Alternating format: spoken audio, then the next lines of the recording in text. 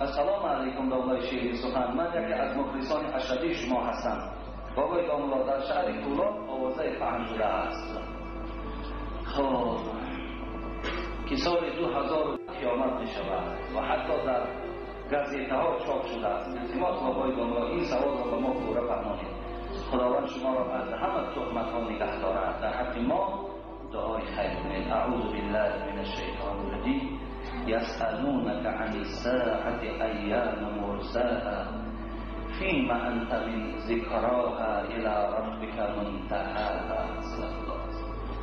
سوره نازعات است. برادر عزیز و گرامی، الله می‌فرماید ای محمد اگر از تو پرسم که قیامت کی می شود بگو که ساعت قیامت در پیش خداست و جز خداوند کسی نمی‌داند که قیامت کی می‌آید. برای این برادر عزیز، چه از شهر فولادی، چه از شهر دوشنبه، از هر شهری نباشید، عقیدت استوار نگه دار. خواهش من از شما یک چیز است، فقط و فقط از الله بینید. هر چیزی به سر شما میاد الله میداند. این قیامت پردهشتی که هست تا زمان آن نشانه های کبرای او، کلام او، تا زمان این امام مهدی نبرآید، تا زمانی که حضرت عیسی از آسمان پایان نشود، این قیامت حالی قائم نمیشود. و این خاطر نه 2012 و نه 2013 این در عقیده نکن. فقط این قدر گوی که خدا داناست کدام زمان خدا قیامت قائم بود. برای بهترین جوابش انا همین است دادریست. سلام داملای محترم حاجی مرزا، یک سوال التماس جوابش را گردانید. در دهه ما 2 مسجد است. از سبب بسیار بودن قوم ممکن است که در هر 2 مسجد نماز جمعه گذرانیده شود، زیرا که در یک مسجد همه را نمیبرند. التماس جواب از ضرور است. ولی برادر عزیز، اگر مسجدی که امکانیتی همش داشته باشد، خوب و بهترش همین است که یک جماعت شود. و اگر هیچ امکانیت نباشد و باید حتمی در مسجد دوم مردم به نهایت زیادند، پس بخوانند. لیکن یک ناخوبیش همین است که هر 2 مسجد و هر 2 امام باید یک وظیفه داشته باشند. مردم به خدا و رسول او شناس کردن، مردم از خدا ترسانیدن و گوش مردم حقیقت گفته خدا و رسول رسانیدن. باید دیگر چیزی نباشد. یکی در این جهت مسابقه ها شود و اینجا در بعد بدبینی ها شود و بعد کشمکشی ها بین مثال 2 تا امام شود و بعد سیاه کردن این و این شود. اینش بدبختی میارد. برای این بهترین صورتش یک مسجد است. لیکن دوم مسجد هم که شد، انا همین وظیفه ها انجام یابد، انشاءالله بسیار نیکبختی میارد.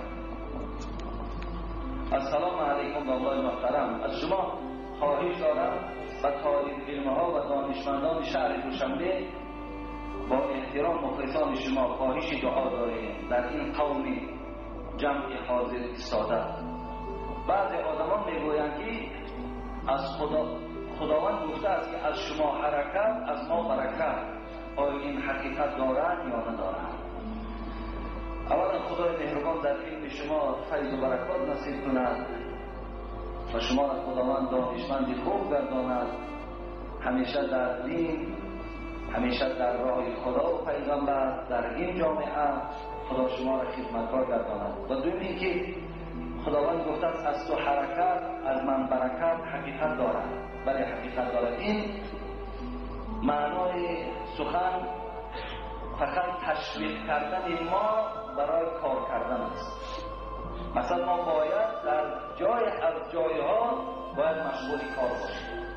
باید از یکان جای یکان مبلغ برای گذرانیدن حیات خود، برای تأمینات اولاد خود باید داشته باشیم.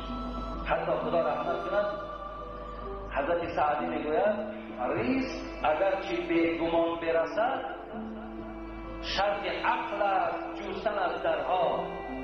ببین ریزق بیگمان میرسد. ما در آمدن ریزق بیگمان یگان شبهه نداریم.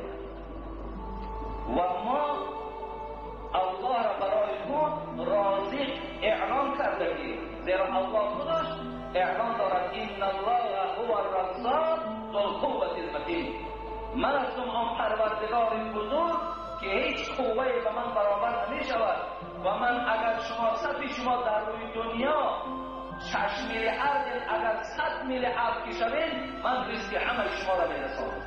الله اعلان دارد که من هستم رازق شما، مثلا شما رزق یگانه از من ببینید، از دیگر جا شما هیچ وقت تکیه بر هیچ شخص نتونید که مثال فلانی نباشد ما هلاک میشویم یا فلانی نباشد ما چیکار میکنیم. برای این یگانه رازق شما الله هست، فقط تکیه به سوی پروردگارتان کنید.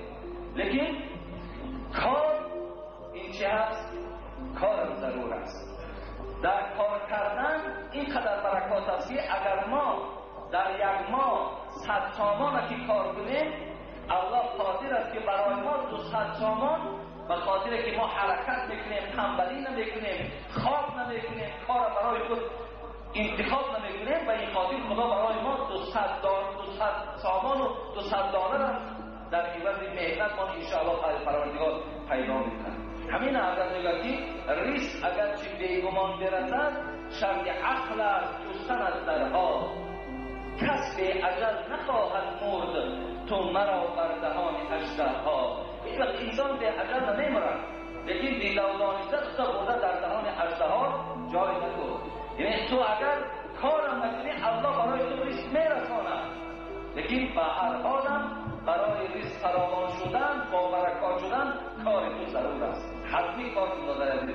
انشاءالله این شعار بسیار شعاری درست است، از تو حرکت و از ما برکت. خدا خیر کرد. بسیار سوالی خوب است. در قبضه سعی هست کلید در روزی. حضرت سعدی میگوید کلید در رزق روزی در حرکت است. در قبضه سعی هست کلید در روزی. شیر از کشیش تیفل و پیستان بدن آید. حتی همون ببینید تیفل ها تو اگر دم نکشن از همون پیستان مادر شیر نمی آید. همونا همونجا می جنبن، همونجا حرکت میکنن، همونجا برای خود رزق پیدا میکنن. پیغام السلام علیکم حاجی میرزا، من یک نفر شهروند ناحیه قبادیان صالحمای یاغی، من خواهش میکنم که با سوال من جواب گردانید. سخت گرفتار شدم. من میفهمم که قرض من چقدر است و کی همین روزه را گیرم. در آخر گفتنی هستم که در حق من با جمعیت دعا کنید. با احترام بنده اخلاصمند شما از ناحیه قبادیان، کلکاز کمونیسم، کوچه کمزمان، صالحمای یاغی. خدای مادر شفای کامل و شفای عاجل نصیب کند. برادر حسن دینم که این پیغام برای ما آورد و گفت در حق پدر ما دعا کنید. خداوند پدرم رحمت و مغفرت برادر حسن دینم خداوند ایمان شباز هم کامل گرداند. اعوذ بالله من الشیطان الرجیم. من شهد منکم الشهر فلیصمه. الله در قرآن چی میگوید؟ هر وقتی که شما ماه رمضان دریافت کردین روزه ماه رمضان بگیرید. خب و من کان مریضا او علی سفر فعدة من ایام اخر یرید الله بكم اليسر ولا یرید بكم العسر. الله در سوره بقره میگوید ماه رمضان دریافت کردین روزه بگیرید. اگر شما در سفر باشین یا در مریضی باشین شما را خدا رخصت داده است که روزه ها نخورین. وقتی شفا یافتین یا وقتی که از سفر برگشتین چند روزه که خورده بودین اونا را قضا روزه بدارید. خداوند همیشه برای شما آسانگیر است و مشکلات بالای شما هیچ وقت نمیبارد. و این خاطر مادر عزیز غم نخور.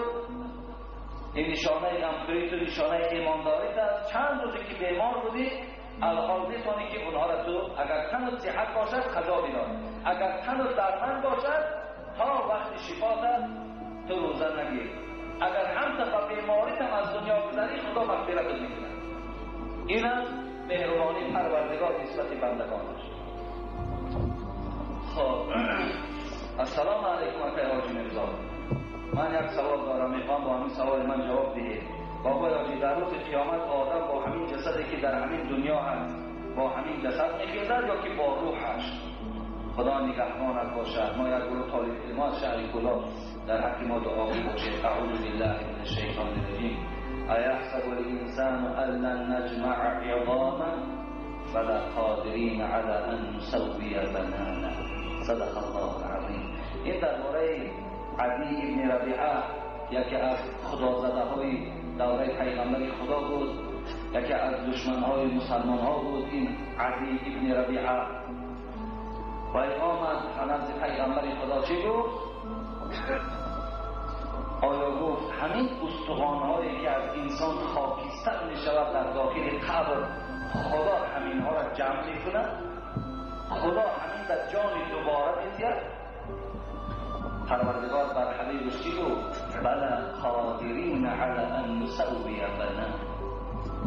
و این عدی ابن ربیعه ناکس و ناسپاس برسان که پروردگار من قدرت دارد که در این استخوان‌های خاکستر شده شما جان دویونباره را پیدا کند. نسوی بنانه. پروردگار بیان حتی همین ناخون‌هایی که در دنیا داشتیم، همین ناخون‌های خودتانه پروردگار در شما باز جمع می‌کند.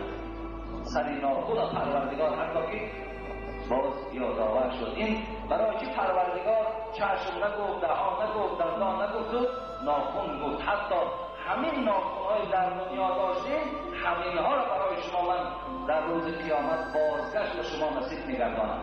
این معجزه قرآن است. این بزرگی الله است که در ناخون به نهایت رگ‌های زیاد، خیلی زیادند، رگ‌های میده میده که اینا به عصب گویم پیوستی دارند.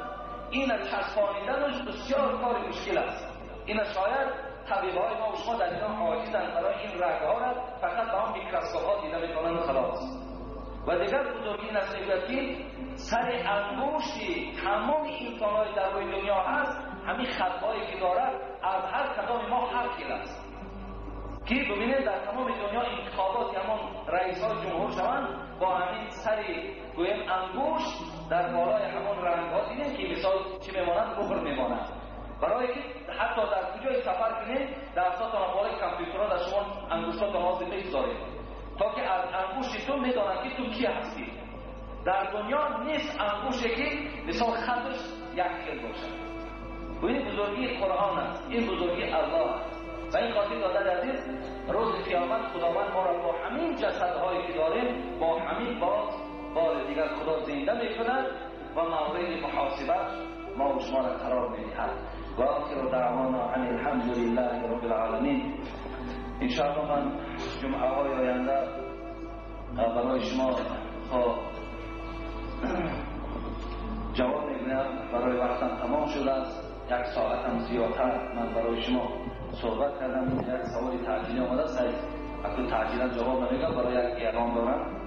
خب جمعه آینده خدا خواسته باشد ما یک چند برادرای حافظای قرآن است در همین مسجد دعوت کردیم که جمعه آینده انشاءالله در اینجا حضور میکنند. خب اگر کوشش میکنیم که نامه‌های شهر هم حاضر کنیم که از نامسا بکنیم برای ما شما حکایت میکنند و وصفهای پیغمبر به گوش ما و شما میرسانند. از خواهی‌های محترم انشاءالله خواهش میکنیم که برای ما و شما نظم‌های شعری و برای ما و شما از قرآن با همون لحن‌های زیبایی که دارند خواندگی هم این هم انشاءالله جمعه آینده ما مشاورت کردنی هستیم. خب اگر صحت باشد و زنده و حیات باشه از ساعتی خدا خواسته باشد 11 شروع می‌کنیم. از 11 تا باشد 8 نیم هم انشاءالله شروع کنیم. مثلا 2 ساعت یا 2 ساعت با شما با شنیدن حمد و موعظه ها و صدای قرآن انشاءالله چیکار می‌کنیم؟ آشنا میشویم و اشتراک میکنیم. و از برادرهایی که اگر نیتی یکان کمک کردن داشته باشند و برای که همه اینا را دعوت میکنیم، اونا هر کدام اونا مثلا آمدن و رفتنشان رهبری ها طلب میکنند و اون ساعتما آمده دیگه میگه به خدا که تویز ختم شده است، گرچه بعدش ما خرزا را میکشیم یکی انشاءالله پروردگار تیسیری تشکر کرده ایستاده است. تمام در نیتی کمک کرده باشه مرحمت حساب منی همه وقت تکون گذراندن این مجلس ها بدون طعام می شود. مثلا طعام دادن حاضر رخصت می‌دهند، فقط ما طعام های معنویش استفاده می‌بریم و از مادیش به این طبق قانون هم اجازت نیست. به خاطر مبلغاتون باشد برای مثلا برادرها صرفشون می‌کنیم، در حکماندارها می‌کنن. خدا همه شما را در حفظ امانش نگه دارد و تا جمعه آینده خدا صحت و سلامت نگه دارد.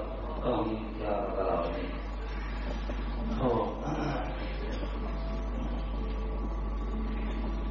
یک برادر اینجا سیمنت آورده است، یک خانه سیمنت آورده است از در حکم دارو کنه. یک برادر دیگر آهک آورده است 200 کیلو. 3 نفر استاها خدا خیرشان کرد جمعه گذشته اعلام کرده بودیم. بسیار ما سیاش می‌بینیم، سیاش کردن بچه‌های جوان بودن و کلی به خدا نگهشان دارد. کارها هست اگر باشه استاها بیایید مثلا تیسترک تا روزی همین مهمان آمدن تیسترک همین کار رو انجام بدیم. برادر سید احمد از واسه کارهای سرکبی کردن در حق مرحوم مادرش همهرش را انجام میدن. خدا همهشون را رحمت مغفرت کنند. یک برادر دعا خواستند، یک مبلغ دادن خداوند هر بازوی دارد خدا بازوهاش حاصل کردن. در حق یک برادر از محله خودمون دعا کنید خداوند بازوهای برادران حاصل کردن. بابای دوست شریف، بابای تیمور اینو که نوم این صفی موشدان میشستن. خدا خرشان در یک کارا بیمار شدن. خداوند شفای کامل نصیب شدن. خیلی خدمت بابای شریف هم در همین مسجد زیاد کردگی هستند. و در حق برادرهایی که بینای نو را ریشش را همین خواب کرده را می‌کنند. برادرم همین بینای نوی که همین همین سیمزاقایی که سرشون عملی شد چون از پیش خود آوردن و در همون دعا کنید. و بسیار در این مسجد زیاد رسیدگی است. خداوند این خیر احسان‌های این بنده ها در را قبول نکنید. ذات تو وعده کرده بود یبن آدم انت بیونفق علیک، اگر شما دین من برای شما جاری خیر. نعوذ بالله من شرور انفسنا و من سیئات اعمالنا، من یهده الله فلا مضل له و من یضلل فلا هادی له. أشهد أن لا إله إلا الله وحده لا شريك له وأشهد أن محمدا عبده ورسوله. أعوذ بالله من الشيطان الرجيم. النبي أولى بالمؤمنين من أنفسهم وأزواجهم